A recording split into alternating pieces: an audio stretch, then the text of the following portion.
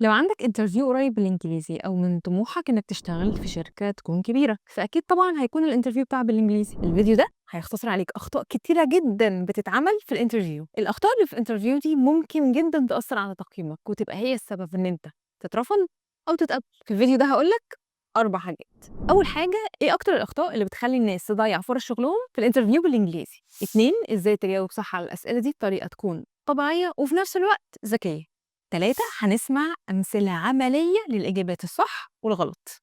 وهقول لك نصيحة واحدة في الآخر، لو طبقتها صح هتفرق جدا في ثقتك في نفسك أثناء الانترفيو. وقبل ما أبدأ، لو أنت مهتم إنك تطور الإنجليزي بتاعك علشان عندك انترفيو، ما تنساش تدوس لايك وسبسكرايب علشان كل الفيديوهات الجديدة توصلك على طول.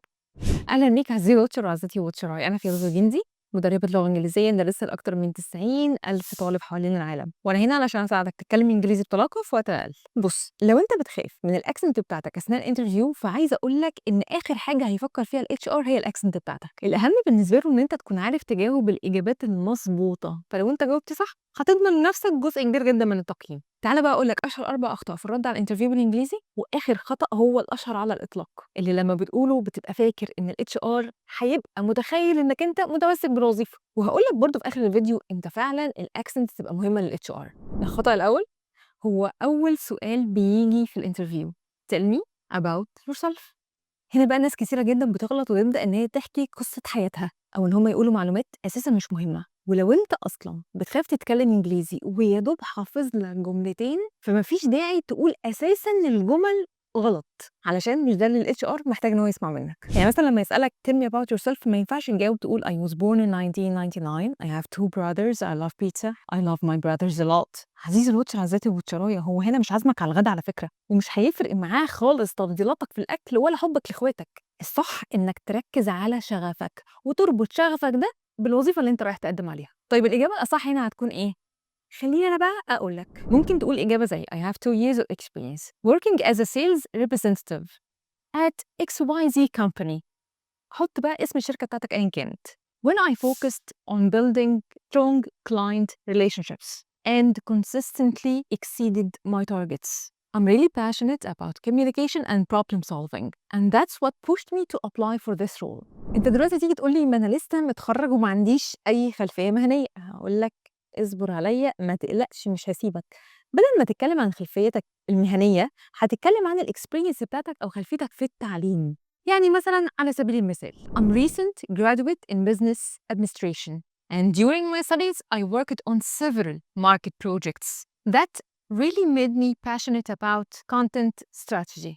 هنا خلي إجابتك واضحة مباشرة وليها علاقة بالوظيفة اللي انت رايح تقدم عليها. الخطأ التاني هو إجابتك على سؤال نقاط الضعف. خليني أقول لك حاجة كلنا عارفينها بس عمرنا ما نروح نقول.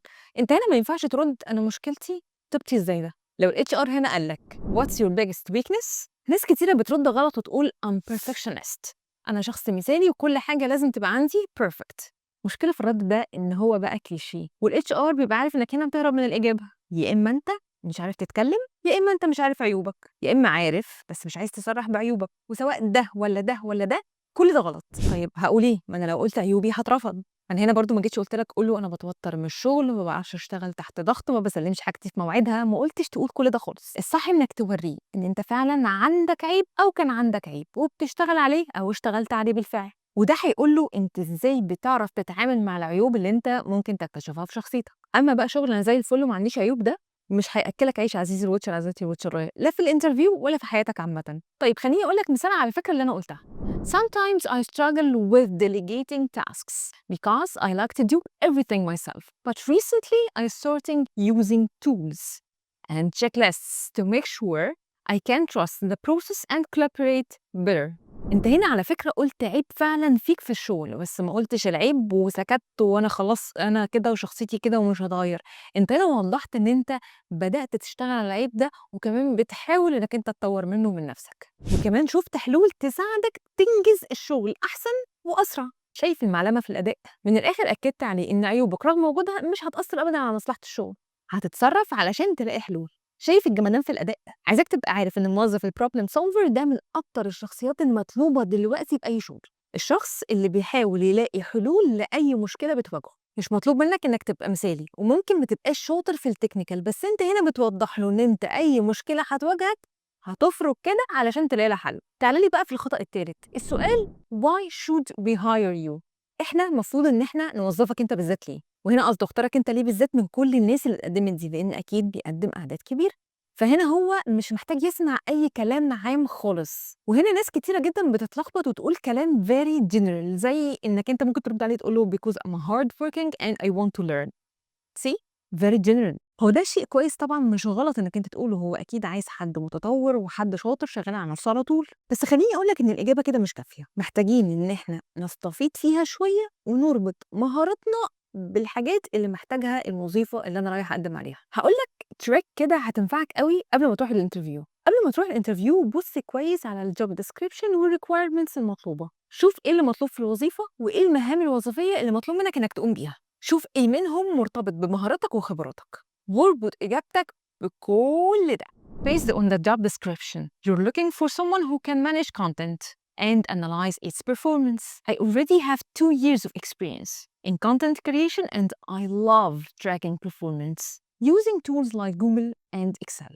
يعني أنت هنا فاهم هم عايزين إيه، وبتقول إنك الشخص المناسب للي هم عايزينه، وكمان عندك خبرة وتقدر طبعًا تزوّد أكتر في إجابتك وتفصّل فيها تفصيلات زيادة. المهم إنك ما تقولش كلام عام وأنت عارف إن كل اللي داخلين وراك وقبليك هيقولوا نفس الجملة. السؤال الرابع ده حرفيًا كل الناس بتغلط فيه، فاكرين إن هم بالإجابة دي بيقولوا للHR تمام إحنا موافقين على أي حاجة، يالّا بينا نشتغل من بكرة. والسؤال هو do you have any questions for us؟ حابب تسألنا أي سؤال؟ فأنت ما تجيش ترد هنا تقول no I'm good. لأ أنا تمام مش عايزة أسأل، ليه يعني؟ ما تسأل عادي.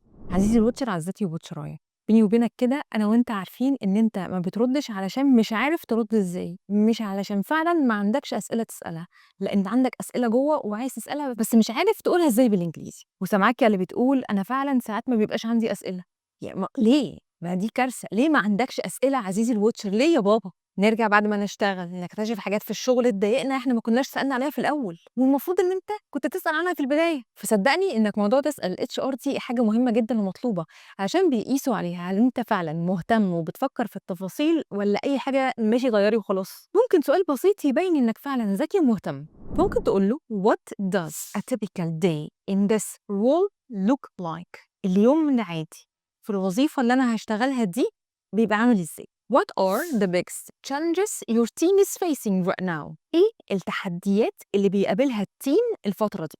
عايزة أقول لك نصيحة سريعة قبل ما أختم الفيديو ده، درّب نفسك بصوت عالي مش بس في دماغك، سجّل إجاباتك واسمعها، حاول تصحّح نطقك وطريقتك في الكلام. الinterview مش بس أنت بتعرف تقول إيه، لكن كمان إزاي بتوصّله بثقة. لو استفدت من الفيديو ما تنساش تعمل لايك وتبعته لحد داخل على interview قريب.